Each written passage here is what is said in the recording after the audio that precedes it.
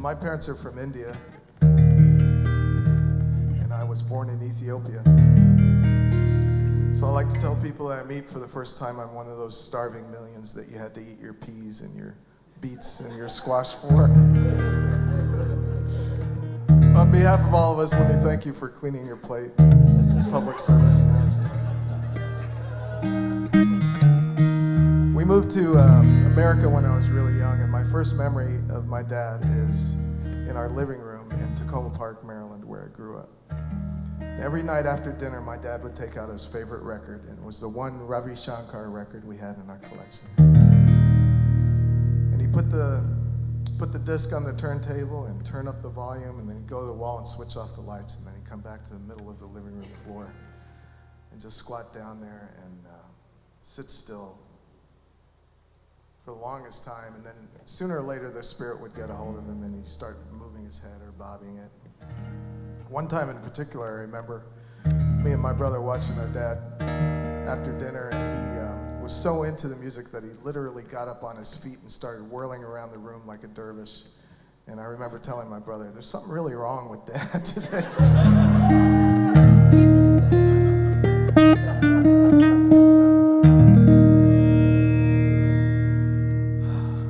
So, even now when I talk to my dad on the phone, that's how I picture him. You know, you have this picture of somebody, and that's the way they always look, no matter what they actually look like. You know? So that's how I see my dad. A few years ago, I was house sitting for a friend, and I was thinking about my dad, and this song came to me. It's like a meditation song. And I'd like to ask you to help me sing it. So I'll sing a phrase, and you sing it back to me, okay?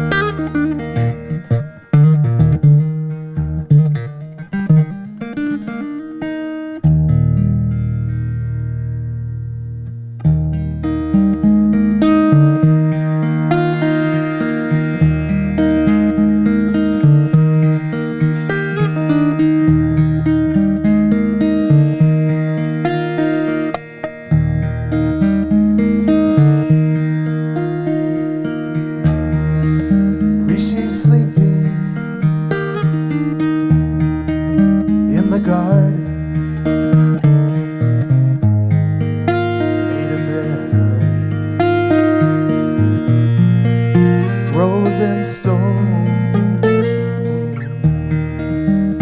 overhead, a crown of seagulls underneath the Rishi throne.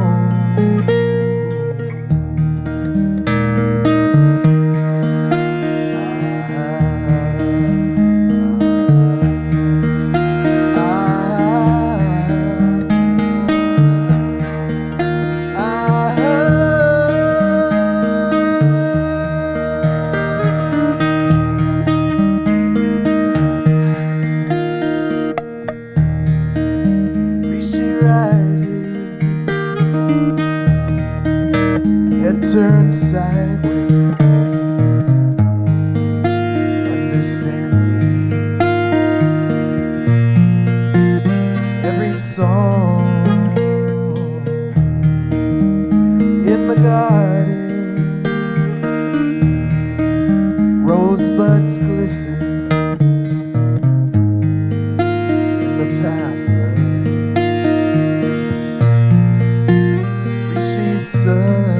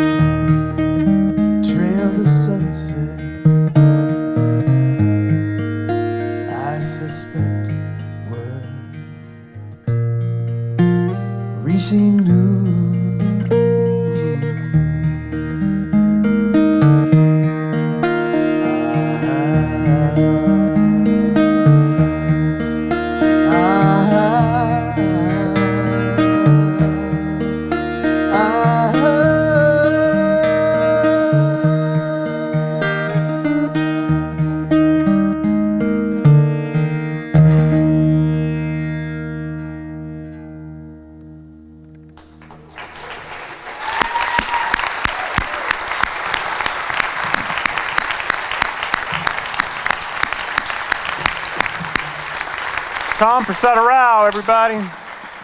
Man, it's so good having you here. Thank you. Awesome. So one of our frequent guest artists here is Lainey Bernstein, and if you got her most recent album, you'll hear Tom on there a lot. He recorded that with her and played all the parts, and just beautiful music.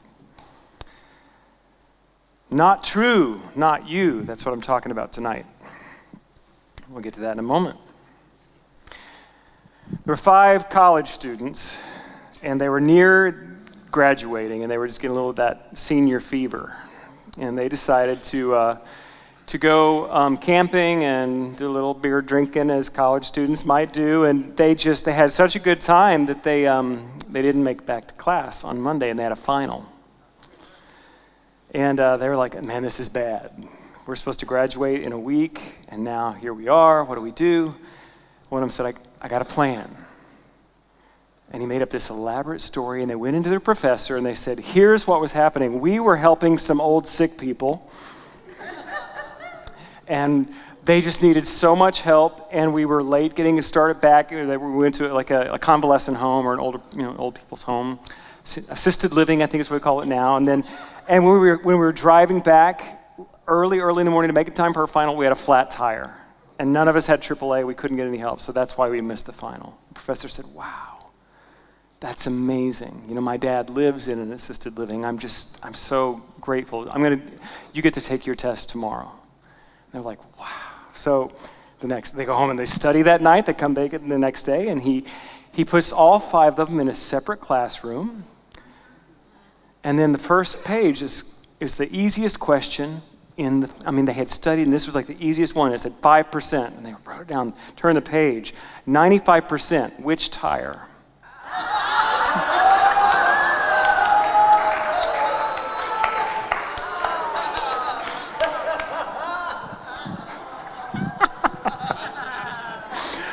The truth will find you out.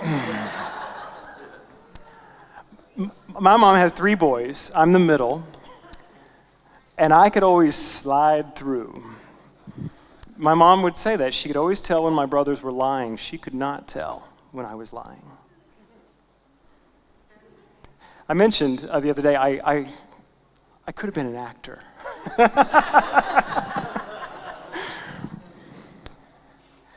I found that I had the ability to present an image or tell a story that would deflect from what was really happening. It served me really well until it didn't. Many of you know I have an addiction and recovery background. My lies landed me in a heap of trouble. And I'm just so grateful that the thing that saved my life was to finally learn to tell the truth. And I get feedback all the time that say, you're just so real, you're just so authentic, and I have to be. The truth found me out. But what I'm talking about tonight is a deeper understanding of the truth that we tell and the lies that we tell about ourselves. What we teach in Unity is that each of us is a perfect expression of the wholeness of God. We are perfect children of a perfect God. Myrtle Fillmore, I love that she said, we are children of God. We do not inherit sickness. Isn't that beautiful? And Joel Goldsmith said that if we inhabit the kingdom of God, illness and lack do not live there. So that's who we are. That's the whole point of our teaching, is to remind us that we are here to live and experience perfection and wholeness in all areas of our life. So if we got that, it seems like we should just be done, right? We figured it out. Okay, I got it. And how many have noticed that life still has texture? You know what I mean? It's not all just smooth and easy. Life challenges us. And we may be lying to ourselves and not even know that we are. I have found this to be true of myself and others I know and love. How many of you have ever overheard yourself saying something in your head about yourself that was, I don't know, slightly negative or critical? Anyone? I've heard it said that if I did to other people what I do to myself in my head, I would be arrested. We tend to be pretty hard on ourselves. So this first thing I want to talk about tonight, not true, not you, I want to talk about the spiritual practice and the power of denials. We talk about denial not being a river in Egypt. And there's one kind of denial that we talk about where it's hiding something. I'm denying that. No, I don't see anything happening. That's not the denial I'm talking about. This is a metaphysical practice of denying not the truth of ourselves, but denying the lies we believe, but denying our own bad press. And this is what the Course in Miracles says about this type of denial. When the Bible speaks of the peace of God which passes understanding, the peace is totally incapable of being shaken by errors of any kind. It denies the ability of anything but God to affect you. This is the proper use of denial. It is not to hide anything, but to correct error. I love that idea. It denies the ability of anything, not God, to shake you. Anybody ever been shaken by something not God? The economy, illness, divorce, kids that just ain't acting right. We let things that are not God shake us from the peace that passes understanding. And what this is saying is this idea that we can deny that it's real. I'm not saying that these things aren't happening. Deny that this has any power, that God is revealed in this too. So this has no power to take me out of my God consciousness, my truth consciousness, my love consciousness, my peace consciousness. No power. That's the denial I'm talking about. I've shared this before, but Gandalf is the one who taught me this.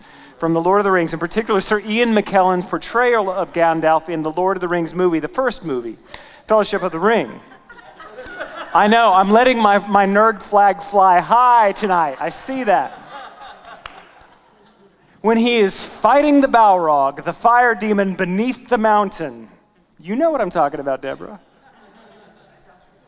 They have to get to the other side. The safest way would have been to take the long road, but they didn't have time. They had to go through the mountain, and there lived this horrible, ancient fire demon there, the Balrog. And they almost made it through, but then it was catching up to them, and Gandalf stood. And he had his staff, and he did this. And do you remember the words he said? You shall not pass! Thank you! You shall not pass! Thank you, John. You felt it, didn't you? Yeah. That is when I saw that movie, that scene just really shook me. I mean, in a good way. It's just like, there's something there. And I finally realized that is the power of a spiritual denial. To say no, and I mean hell no. I mean no way. And so this is what we're seeking to do, is when something would shake us from the truth that we are a beloved child of God, is to go, you shall not pass. That idea has no place in my life. That is power of denial. And that's what I want us to think about when we are faced with, like I said, our own bad press. These old ideas that were instilled in us from childhood, from our culture, that we're limited, we're not enough. When one of those ideas comes up, to imagine Gandalf in his robe and staff and saying, you shall not pass. It's the hardest and most important thing I think we do in spiritual work is here. internally, is to know the truth of ourself. And here's the thing, we hear a lot, oh, I'm hard on myself, but I'm just so loving and kind to people out in the world. I'm generous. No, you're not.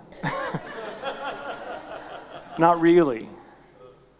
Because I have learned that you cannot give from an empty cup. You cannot give away what you do not have. And so if you do not inhabit love here, what you're giving out here, it may look kind of like love, but it's not the real deal. And so I think about this like when you're on a plane and they tell you, put the oxygen mask over your, and we do not expect a drop in cabin pressure. And I don't either. But if there ever is one, put the mask over your own face first and then attend to the ones around you who need you. I was on the phone with a beautiful mother in our community today whose daughter is in the throes of addiction. And she's, I just want to fix it. I said, I know you do. You cannot. Having been there, people tried to fix me. Could not happen.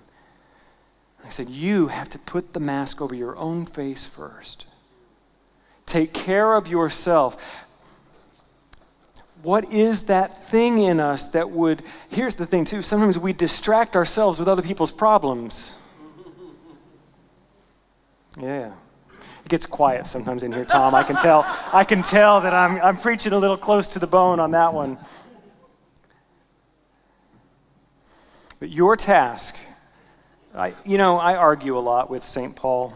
And, it's not all the epistles in the Bible that are attributed to him, or they think were actually written by him, but sometimes he's not real kind to women. Sometimes he's a little bit of a moralizer. And then sometimes he just bangs me between my eyes with truth. And this is from Romans 12:2 that I love. It's one of my favorite Bible verses, actually. Do not conform to the pattern of this world, but be transformed by the renewing of your mind, that you will be able to test and approve what God's will is, his good and pleasing and perfect will. See, that's where we, in unity and new thought is not called new thought because it's new religion. It's called new thought because it's a spiritual practice of choosing a new thought and then having a new experience of life. And it is in our thought that we transform what we believe and what we perceive. And the Bible says it right there. Be transformed by the renewing of your mind. That is the work. And then Paul just wouldn't leave me alone tonight. This is from 2 Corinthians 3:17 and 18. The Lord is the Spirit, and where the Spirit of the Lord is, there is freedom. And verse 18, it's really just one of my favorite passages. And we all who with unveiled faces contemplate the Lord's glory are being transformed into his image with ever increasing glory. What that is showing us, it's a mystical statement. Who we are is the glory of God. But our faces are veiled. And so what we do when we begin to pull back the layers of lack and limitation in our beliefs, that negative self-talk, those thoughts that who am I? What does Marianne Williams say? Who are you not to be gorgeous, talented, and brilliant? Your playing small does not serve the world. So when we begin to pull away the veil and contemplate the glory of God, what is the glory of God? It's love, light, power, peace, beauty, joy, those qualities that lift us up and help us to express who we truly came here to be. When we do that, we are being transformed from glory unto glory, is the way it says in the King James. It's this never-ending revelation of truth, of who we are. The Course in Miracles says, a sense of separation from God is the only lack you really need correct. God is present everywhere. Back to Gandalf.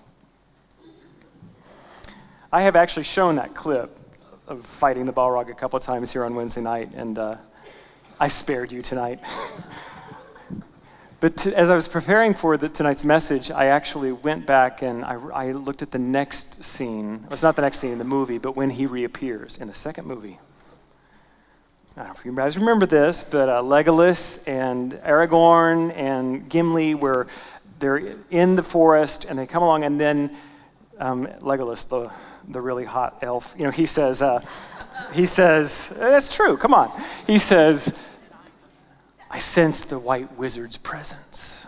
Now Gandalf is Gandalf the Grey, right? And so they think it's Saruman. I know, I can't help it. I just have to tell you the story.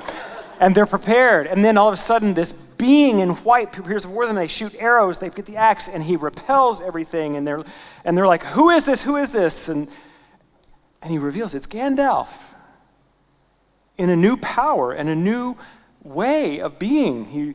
He doesn't even remember his name at first. And they see his face, and they say, "Gandalf." He said, "Oh yeah, that's what you called me." They said, "What happened?" He said, "I fought the demon to the highest of the mountain, to the depths and to the heights of the mountains. I defeated him on the mountainside, and I fell through fire and water, and I awoke reborn." Here's the deal. When you stop believing the lies, when you confront the demons of your own negative self-talk, you do what you have to do, you will be transformed from glory unto glory. Your idea of who you really might be, really right now, if you were to think, well, if I were really going to be all that I could be, you would maybe make a picture of, I'm telling you, you're selling yourself short. Who you are intended to be, who you're called to be, who God sees you as, is so much more. Be ye transformed. That doesn't say improved by the renewing of your mind, does it? It doesn't say get a little bit better. Do this practice of renewing your mind and your thoughts, and then you'll get a little bit better, and life will get a little bit okay. Transformation. To become, and here's the deal, it's not become somebody you're not, it's to become somebody who you really are. That's the truth. That your limitation and your lack, that you have wrapped around you like a beggar's clothing, it's not true, and it's not you.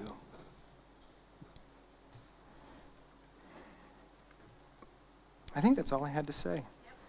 I want to read to you a poem by May Sarton.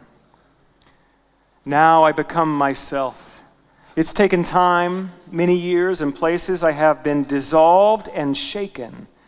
I have worn other people's faces, run madly as if time were there, terribly old, crying a warning, hurry, you will be dead before what? Before you reach the morning? Or the end of this poem is clear? Or the love safe in a walled city? Now, to stand still, to be here, to feel my own weight and density, the black shadow on the paper in my hand, the shadow of the word as though the thoughts shape the shaper, falls heavy on the page, is heard, all fuses now, falls into place, from wish to action, words to silence, my work, my love, my time, my faith, gathered into one intense gesture of growing, like a plant.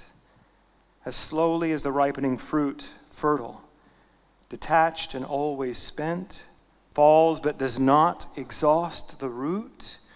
So all the poem is, can give, grows in me to become the song. Made so and rooted by love, now there is time and time is young.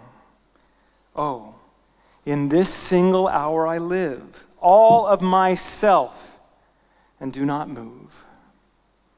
In this single hour, I live all of myself and do not move. I, the pursued who madly ran, stand still and stop the sun. God bless you.